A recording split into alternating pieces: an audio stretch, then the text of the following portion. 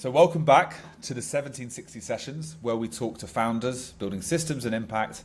As you know by now, I'm Harry from 1760 Strategic AI, and today I'm joined by the fantastic Marty Katz, a brand messaging strategist who doesn't pull punches. From your own words, not mine. Marty runs Connectors 360, where he's developed what he calls the 3 rules of marketing, which we probably dive into, that businesses often break every single day. But recently, and more importantly, Marty has just launched the C-Suite Sanctuary. It's an executive coaching practice. I'm really impressed by it. It's for senior leaders at mid to large companies who need clarity, honest insight, and a sanctuary from the chaos of leadership. Marty, thanks for being here. I'm really excited to talk with you. Let's dive in. Well, first, thanks for inviting me, and thanks for your extremely accurate and concise description of my 2 services as someone who's in business with 2 different businesses, marketing consulting as a brand messaging specialist and an executive coach. Perfectly well said. Thank you.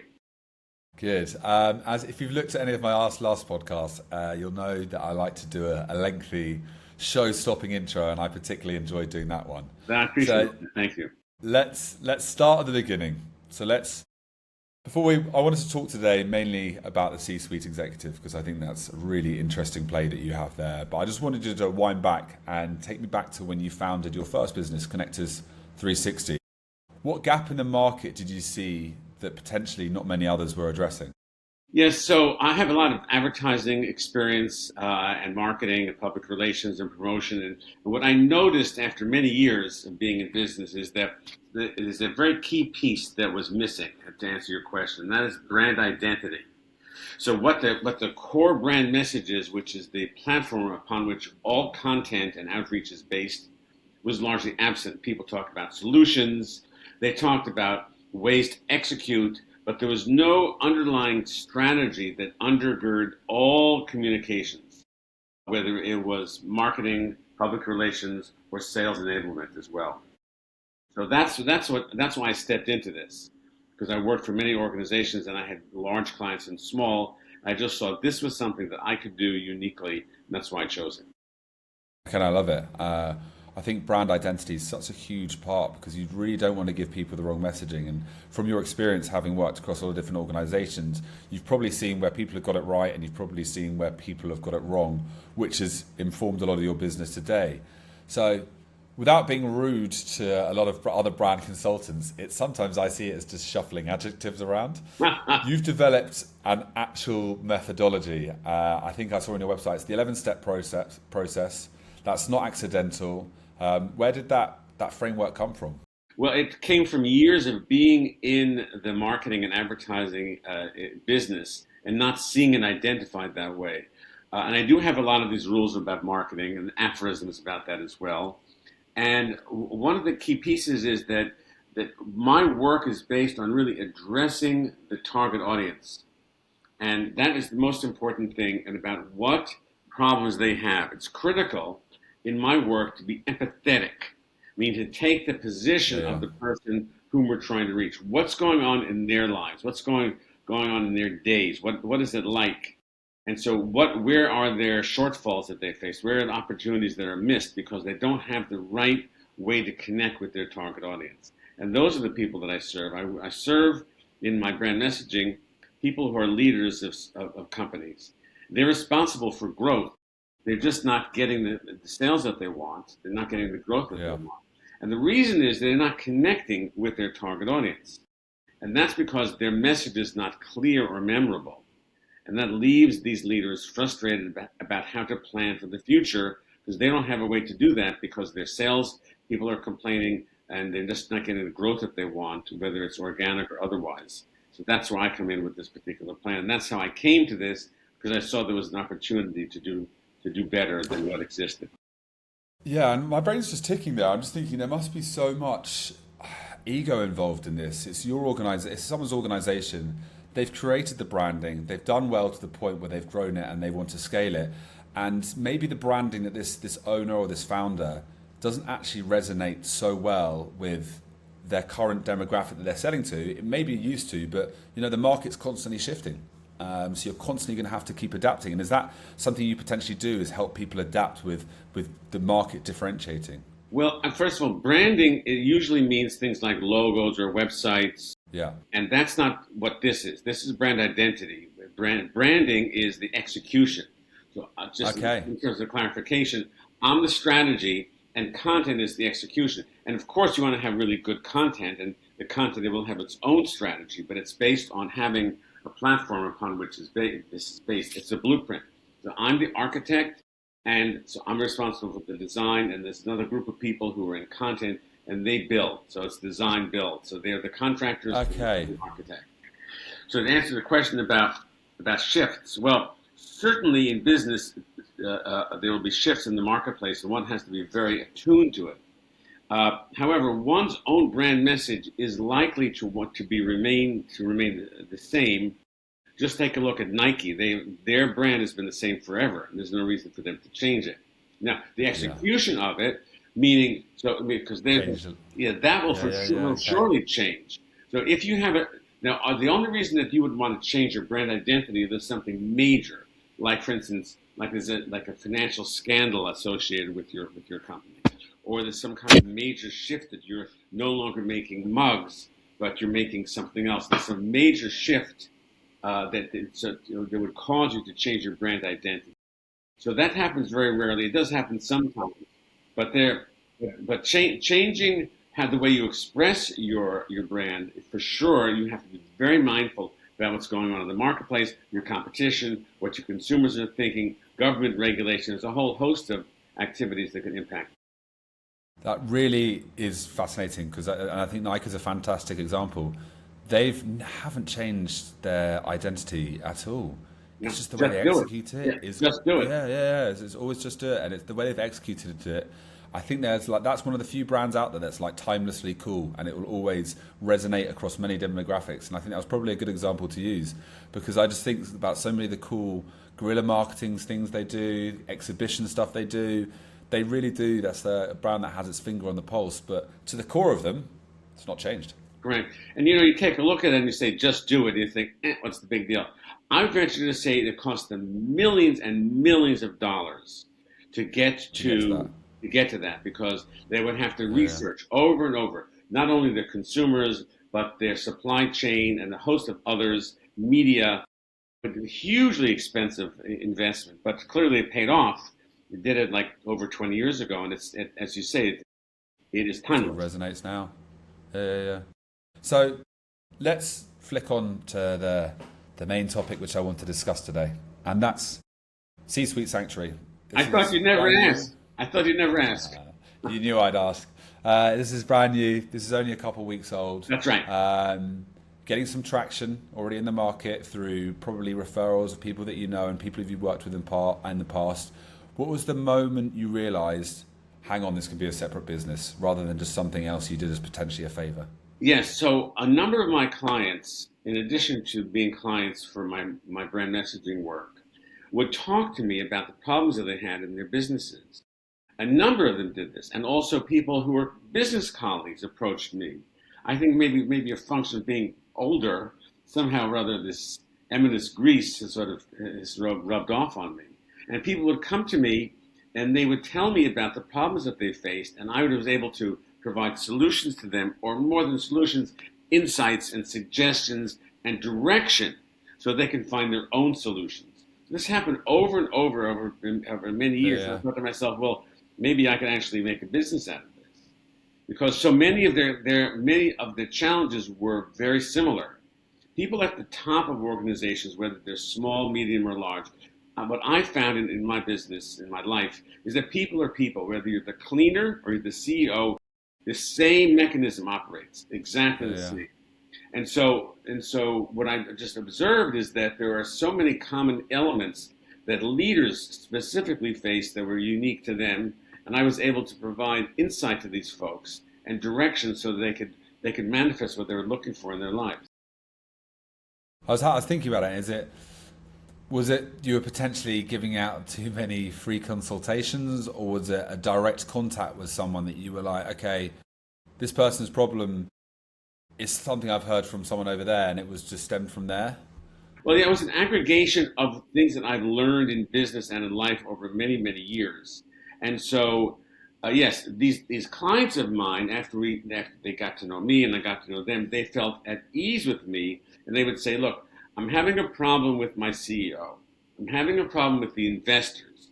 There was a whole series of things that occurred, and people who are just my business colleagues, suppliers, vendors to me, they would tell me about the issues that they had in their businesses. So based on that, I thought that I could see commonality, I could see patterns, and so I can see that people at the top they face the classic isolation at the top. What's one of the issues that they face is they don't have a resource, they don't have a sounding board where they can actually let down their guard and be vulnerable because they're always involved in decision making and they have to look a certain way, they have to be at the top. People at the top, it's hard for them to just relax because they have pressures, not only the corporate pressures, but they have their own personal pressures too, because they want to be self-expressed in the best possible way, and they're often limited by circumstance.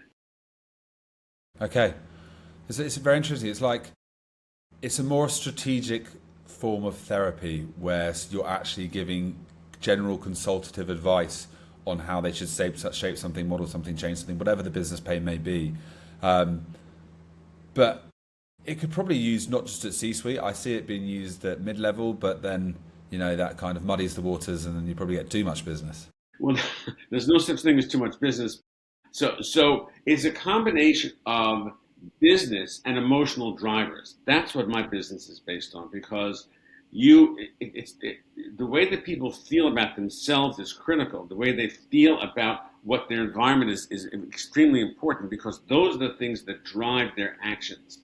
If you talk to people who are or professional salespeople, that's all they do, they will tell you that 80% of decisions are based on emotions and 20% is the rationalization for those decisions. So recognizing that, I realized that the issues that these C-suite people have are largely emotional. For instance, I can't stand my CRO, or I don't have a minute to have decisions that I am responsible for because I have to make decisions for everybody else. So all of these things, and I've noticed about 10 or 12 that are very common among these people, and they're desperate really for a way so they can just have a space where they can get clarity for what they're looking for. Yeah, and I think this is going to be relative to that is when someone is confused or uncertain about a particular thing business-wise, that translates into everything they do business-wise. And having you to go and be a consultative approach can just be, right, my head is straight on, and then that's going to be like, this guy knows what he wants to do and how to do it. And the only reason my brain went there is because I think of times when I've been in a rut in my sales career, and I don't feel the rut gets any better until I need something, a piece of luck, because everything I'm doing that's potentially I'm in this rut and it's bad, and it translates into everything I do in terms of my output sales-wise. And I think that has a knock-on effect. There's no question about that. And one of the things that I offer as an option for people is the meditation component, meditation practices. I'm a meditator. I've been meditating for about 50 years. And so this is based on the Vedas, the ancestral scriptures of Hinduism and Buddhism. So this is a very traditional kind of meditation. And so meditation and meditative practices, which include journaling and a number of other things, are extremely valuable, because if you meditate, you allow your mind to be still. You allow yourself to be as still as possible so that you can access new information, ideas, and even emotions that are not typically available to you, that you can get through meditation. And also journaling. Are you familiar with journaling at all? So have I had any experience with journaling? I'm aware of what journaling is, and meditation is something I've always wanted to look into. But I'm quite ADHD, and my brain is always, I can't sit still for too long. And I've found it in the past, I find it very hard to do something like meditation. So whereas I will replace that with being like, okay, I'm going to go on a long run for an hour, and it's just a chance to not really think. because you're just thinking about the run, and that's how that's where my sort of maybe meditation comes in. Well, I mean, certainly people who do the kind of exercise, for sure, that's definitely meditative. There's no question about that. Yeah, yeah. However, the meditation that I do uses a mantra, and I work with people who have this sort of ADHD, whatever that thing is, adult ADD, ADHD. whatever. So that's the point of meditation, is to address that exact thing. So so you know, people that can't sit still and that their mind is all twisted, that's the point of this particular meditative practice, is to allow you to access something beyond that, and it is definitely doable. By the way, exercise is a very good adjunct to that. But I've worked with people that said exactly what you did. I work with them on the meditation. You start out slowly, and you actually can build it. Now, the journaling is a process by which you are crystal clear about what it is that you're looking for, and that with the repetition, with pen and paper, it has to be, because what happens is there's a distinction that happens with the brain, with paper, pen, and brain. It doesn't exist digitally. We write things in a certain way. And I learn better writing things. Yeah. Yeah, because so then you know. So you write it with crystal clarity, and so out of that, what happens is your energies shift, and that you align with that, and your mind becomes quiet, and so that deficit disorder thing you just referenced tends to dissipate through both. Okay. And this is just an option I offer. Not everybody that I work with uses that, but those who have had tremendous results. Okay, look, I think this is separately something I could definitely tap into myself. I'm available. So, for your listeners, I'll take it left and then I'll come back right to the C-Suite Sanctuary. So just bear with me here. Okay. For our listeners that don't know, I spoke to Marty previously, and he taught me something, and it was the 3 rules of marketing. You wrote them down? Did you write them down? I wrote them down. My AI note taker picked them up. Number 1, nobody cares about you. 2, they only care about the problem you solve. And 3, they won't do the work to figure it out. And look, these are quite deceptively simple, but incredibly powerful. So when you launched the C-Suite Sanctuary, did you follow your own 3 rules? Yeah, because looking at your positioning, Sanctuary as a concept, clarity as the deliverable, that's not actually generic coaching language, that's precise. So walk me through how you may have applied your own methodology to yourself. Well, let me tell you something. Doing this kind of work for myself that I've experienced is a fail. But that, I mean, it's very hard to have objectivity about yourself. So Yeah. I actually hired someone to do what I would do. Okay. So, but for both the Connectors 360 and also for C-Suite Sanctuary, there's a woman I work with, a close business colleague. So she took on my role because she knows my process. So to answer your question, I didn't do it. I had someone who did it, with me, because I have to agree. Like everybody else, I don't know what to say. What am I supposed to say? Talk too much, say too little, too many words. So she nailed me down on this thing. The way that I was able to do it is, she said, now she would take me through my own process. So it's sort of like a doctor can't operate on themselves; they have to have somebody else do it. Yeah. And so I have to completely agree. It's blind. If it's in front of your face, you're often just blind to it. For the listeners, when Marty and I first spoke, he diagnosed our website in about 30 seconds and gave me the most brutally honest feedback I've probably needed. And he saw immediately that we were talking about in ourselves instead of the problem we solve.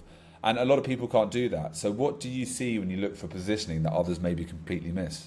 Well, the thing that's key is that you have to understand that for someone to buy your products or services, it's like going to a smorgasbord.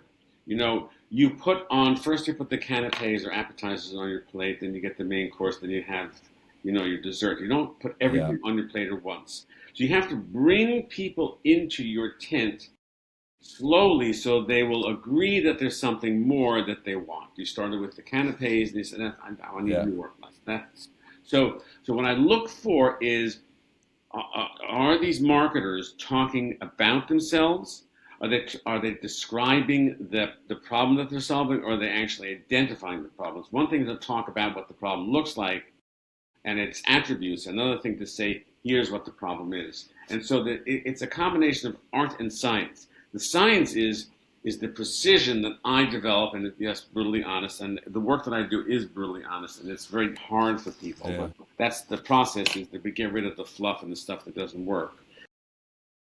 And then out of that, the art is how do you express that? So I'm the strategist. Then the art is how is that expressed? That is the brand expression. So I look for a combination of art and science. The critical thing is the messaging throughout the entire communication, whether it's an email or a website or a blog or even a podcast. Are we talking about the problem that we're solving for our client? That's the first thing. And then ultimately, of course, you need to talk about your credentials and your process and all that stuff. That's only after the fact, after you get people involved in saying, I see what you're doing. I see what the deliverable is. Like in my C-suite sanctuary, the ultimate deliverable is clarity. Because people, when I work with them, they don't have clarity. They're either confused or they're fearful, or there's a whole bunch of other things that prevents them from being clear. So once you have clarity about something, then you can really move forward. So when I look at people's communications, I think, does this identify exactly what the problem is? Is it expressed in a way that engages people? It creates awareness, and then is the deliverable, the ultimate transformation? Is that clear as well? Okay. It's a fantastical way of just dipping your toes in and then slowly lowering yourself in. Do you know what I mean? Or you can call it crawl, walk, run. It's a clever way to do things, because I was bought in straight away when you were going through our website. I was like, okay, I understand there's a problem here. Let me learn more. Does this match back? And I think we came away with some good outcomes. So apologies for digressing slightly. Let's get back to the C-suite sanctuary. You said your deliverable is clarity. What would be great for our listeners and for myself is if you could just paint that picture. What does an executive's day look like before they work with you versus after? Great, yeah, sure. So what the day looks like is there's decision fatigue. They're constantly having to make decisions. They are isolated. They have ideas that they know that are within them, but they have no place to expose them. There's no place to express them because it's not safe often to surface an idea which maybe is a fail, or maybe that's not really well described, or that needs some support and needs further development. So their day is completely constrained by external factors that limit them. And also internally, their own personal goals are often obscured. Like maybe I don't want to be in this particular position. Maybe I want to have a slightly different position, or maybe I just want to leave this company altogether. All those things really get suppressed, and they don't have an opening. Yeah. They're always having to put out fires, and there are all these interpersonal issues that they're constantly having to face. So many of these people, their day is filled with not the business. It's often managing the problems of others within the business, and this leaves them exhausted. This leaves them really debilitated about being the best leaders. So they want to be the best leaders that they can, but their day looks like, how am I going to really be a good leader today? I have to worry about this particular issue, and I have a supply chain management thing, and those investors are all over me, and the media is not reporting me properly, and they're responsible for all of this. And so how do they gain access to their best possible leadership? Well, they need a space where they can have a regular communication with somebody who can listen deeply to what they're saying and to provide some guidance or no, I'm not a solution provider. I'm not that kind of consultant, but I can provide a space to allow them to explore and to engage with themselves so they can find their own resolution to their issues. Nice. So my next question kind of aligns with that.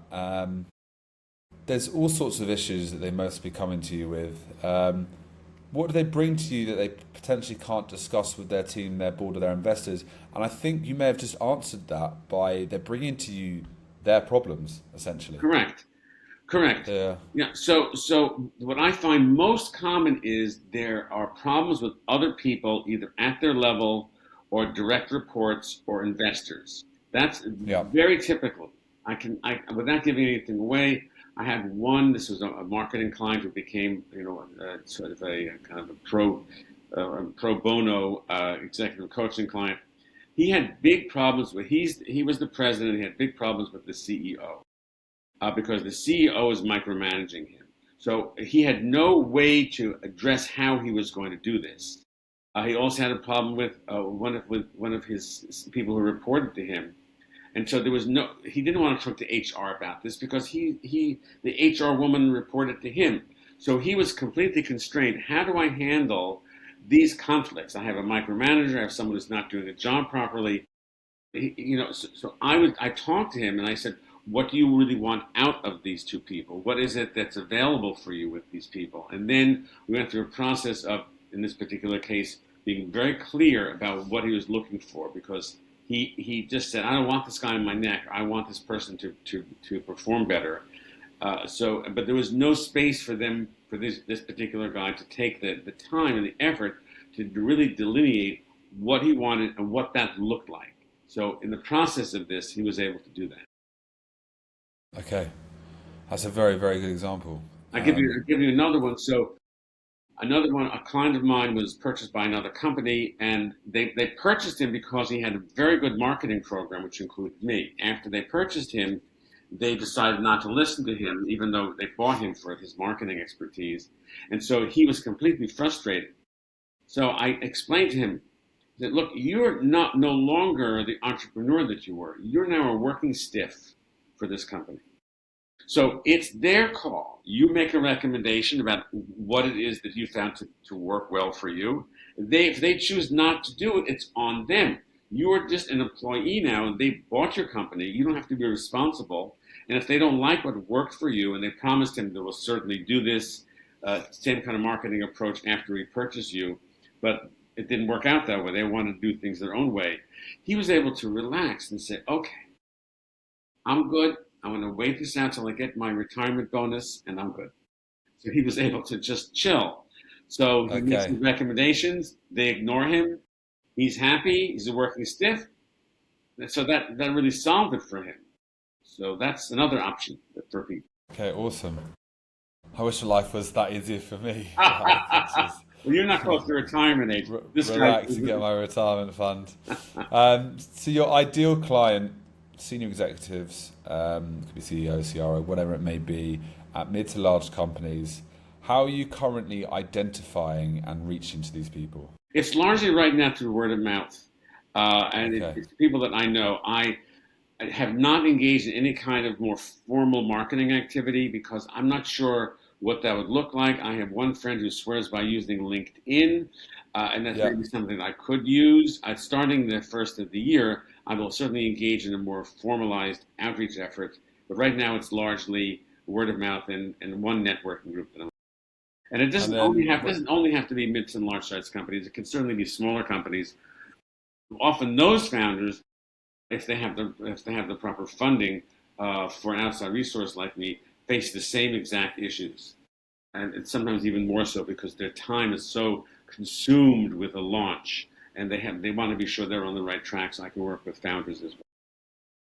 And then when someone refers you, how do you follow up with that person? Is there a system, or is it just more just case by case? Oh, the system is that they spend 30 minutes with me, and I tell them, a little bit about me. More importantly, I hear about them. Remember, my focus is always on the other.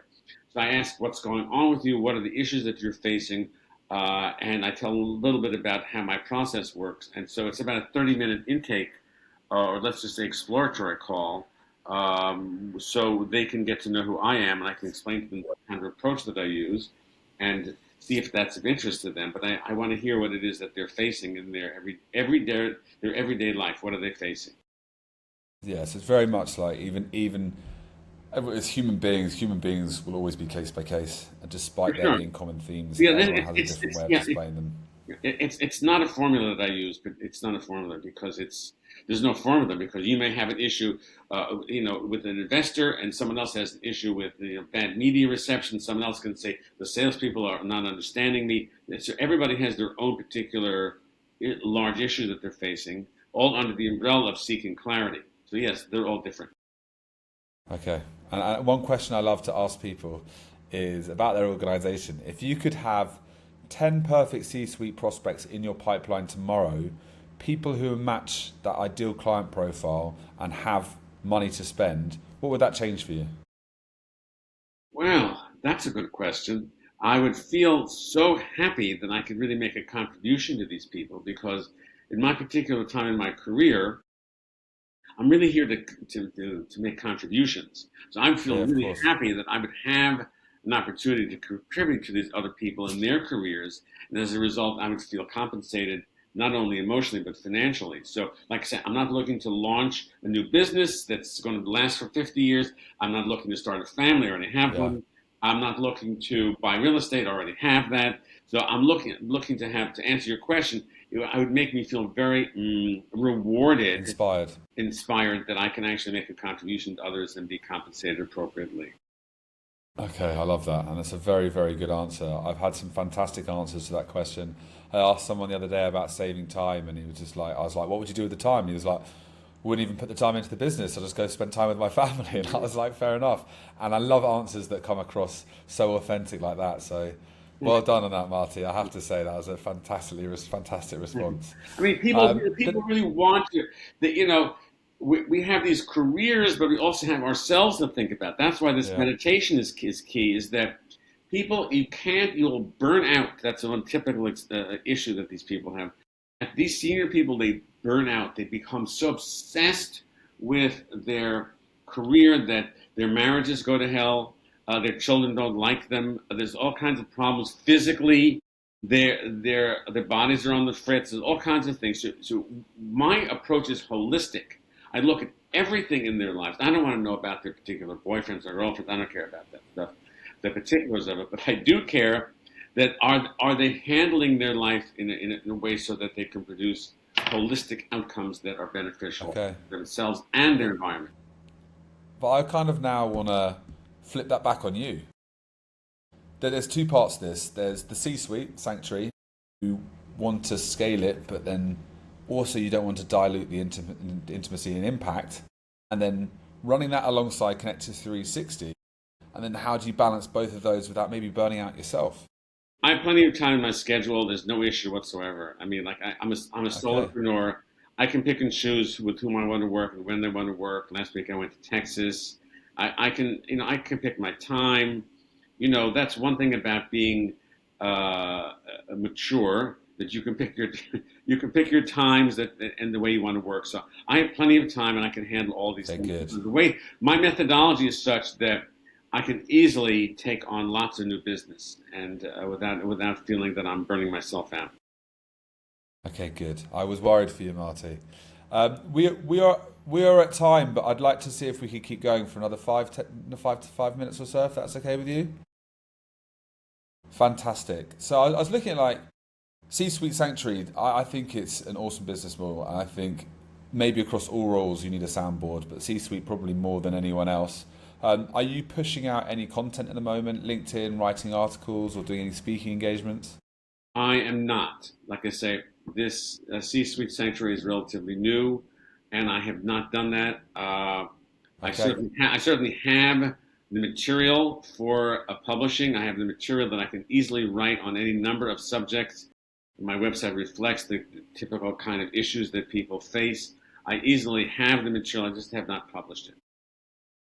have you ever thought about doing maybe a thought leadership piece every week, I have just thought about. showcasing your expertise? Yes, I Yeah, have. You mean publish on LinkedIn?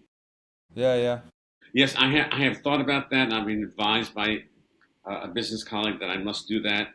And yes, I have thought about it. I've taken no action. Like I say, I have been relatively slow to take action because I've been so busy with my marketing consulting. I haven't had quite the time. But I certainly Okay. will. I certainly think it's a very good idea, and I intend to do so in January. So something to consider, and why we're here, like spoken a lot about your two organisations, is the world of AI and how it can potentially help you.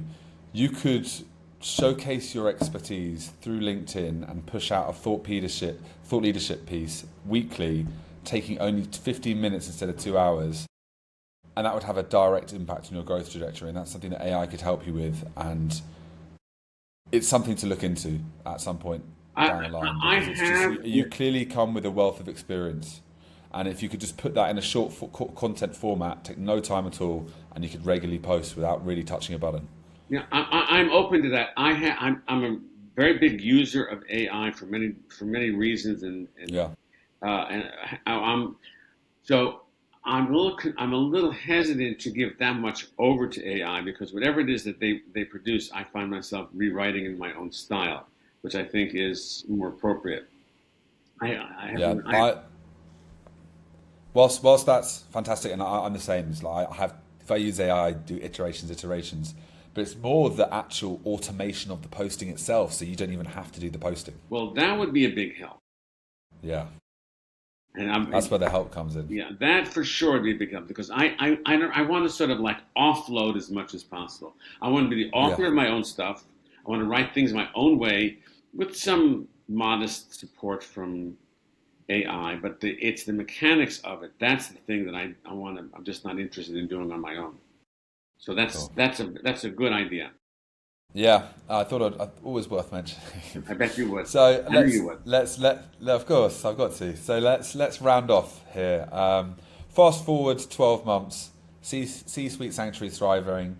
What does that look like? How many clients? What kind of impact? How does that feel for you? So in a year from now, I easily could take on 5 new clients per month. So I would have six. Nice. I would have 60 clients with whom I would meet once a week, if that's of interest to them for whatever length of time, and that was really what it would look like. I have plenty of time, and I'm really passionate about this, and I know I can produce results, and I know that the outcome that I produce is something that people can use right away. So I would have 60 clients, and I see them regularly, and I'd be very happy. They're achievable goals, 100%. And what do you think is the biggest bottleneck at the moment from getting you there? The biggest bottleneck is the mechanics of writing what I need to write and having a real marketing plan for myself for C-suite sanctuary. That's the biggest. Okay. The biggest stumbling block is that, I write marketing plans for my clients all the time, but writing one for myself, it seems like too much like work. Always the way. Like I mentioned earlier, I hired someone to work on my own branding for me. I know. The idea of putting together a marketing plan for myself, it just seems so overwhelming. I feel like everybody else, Yeah. I would. That's the biggest stumbling block, is to have somebody, some organization say, "I got this." Then I'd be very happy. That may be you. That could be me. Who knows? But Marty, incredibly personable. I've really, really enjoyed today's conversation. Thank you very much. So did I. To the point where I didn't realise that the time had flown by. Yeah. Thank you so much for joining us. If you could give any lasting advice to our listeners before we hang up, what would it be? Well, it's the true rules of communication. Did I tell you those yesterday? I don't have them written down. Okay, now you will. You didn't. So just in general, for life, for the idea of empathy and compassion for others so that you benefit as well, the 2 rules of communication. The first rule of communication is, it's not about you. The second rule of communication is, it's never about you. Yeah, okay. So if you can keep that in mind. You did tell me these. Yeah, you did. It's because if you are selfless in your approach, people will want to hear more about you. If you are without ego, or even covert ego, people will want to hear more about you. So you will ingratiate yourself with people because they want to be heard. People want to be heard. They want to be embraced. I don't mean physically necessarily, but they want to be embraced in their ideation. They want someone to say, this is good. So if you're able to do that with people, you have a chance of of scoring with them and selling your stuff. I love that. I might get that tattooed on me somewhere. Marty, thank you so much for coming. And I look forward to continuing the conversation. Great. Thanks so much for your time, Harry. Appreciate it. Thanks, Marty. Right.